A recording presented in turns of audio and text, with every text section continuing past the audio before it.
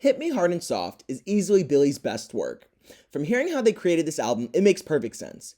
Phineas explained that they made each song at the same time basically, not finishing them till they were all done.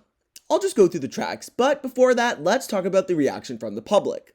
This was Billy's highest debuting album on Spotify, with 73 million streams on the first day, compared to 47 million for When We All Fall Asleep, Where Do We Go, and only 38 million for Happier Than Ever.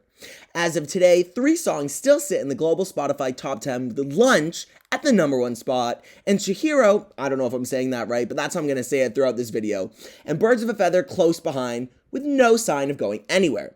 The rest of the album is still in the top 30, and it is looking like she's going to debut on Billboard with more than 300k plus sales, which is like sales plus streaming equivalent calculated, and it might be bigger than her debut era. I just want to say I'm so happy for Billy because I know a lot of people criticized her during Happier Than Ever, and a lot of people kind of wrote her off as being quote-unquote over.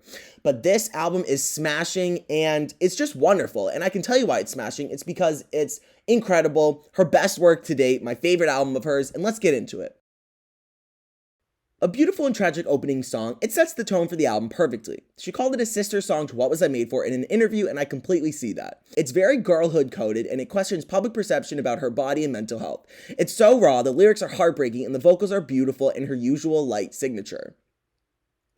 The transition into this song is so satisfying. That's something great about this album. It's very similar to her debut in this way, with lots of connections of lyrics and melodies incorporated throughout the album. Lots of transitions in this album, this being the first.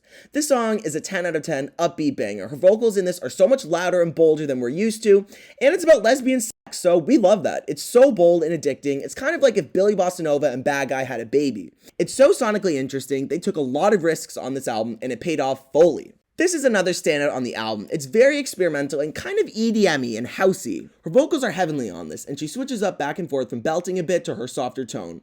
It makes me feel like I'm in a spy movie. This song is very light and similar to her debut EP, with breathy vocals, and it's really just a sweet love song. I did think it was one of my least favorites on the album, but it has grown on me a lot. It's so sweet, and her vocals on this are insane. One thing about this album, as you'll see with the rest of these songs, her vocals blew me away. I always knew she had the ability, but she is just belting and doing so many new things with her voice that we've never heard her do before.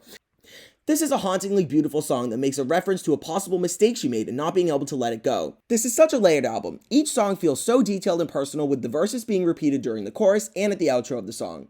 It's pretty messy if you listen to the lyrics, but it makes me feel such emotions. Like, Billy just has a way to convey emotions. She does it on all her albums, but this album, it just feels so personal.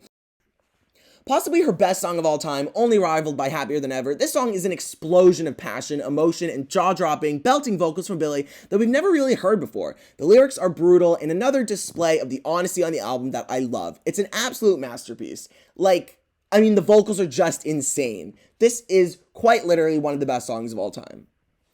My other possible favorite song of hers of all time, again, only rivaled by Happier Than Ever. I knew years ago when she teased this song on her Instagram that it was going to be life-changing, and life-changing it was. This song has some of her strongest vocals on the album without even belting. The first half of the song follows a slower but boppy vibe, only to transition to a synth dance banger with sick edited vocals from Billy as she tears into her ex. It's exciting and euphoric, and another risk that paid off for them. Again, I feel like they really experimented with this, and it just works. It's genius. Such an interesting and weird song, I love it. It's very creepy and apparently from the perspective of her stalker, which makes sense because the lyrics are about breaking into someone's house and being in love with them. It's another risk on the album. Drink every time I say risk. Don't, you'll die. That pays off in a quirky but exciting song. Honestly, not my favorite song on the album, but I still think it's a great song. It's another example of her mashing up 2 songs together on the album in a way that just works. This song is such a roller coaster, which is a perfect way to end this roller coaster of an album. The first half of the song is a reimagined version of an old unreleased song of hers called True Blue. The second half is an unreleased song of hers, Born Blue, that was supposed to be on Happier Than Ever.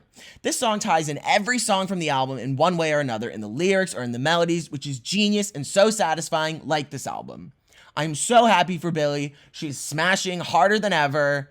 I cannot wait for the tour. Congratulations on all your success, Billy, and I love you, bitch.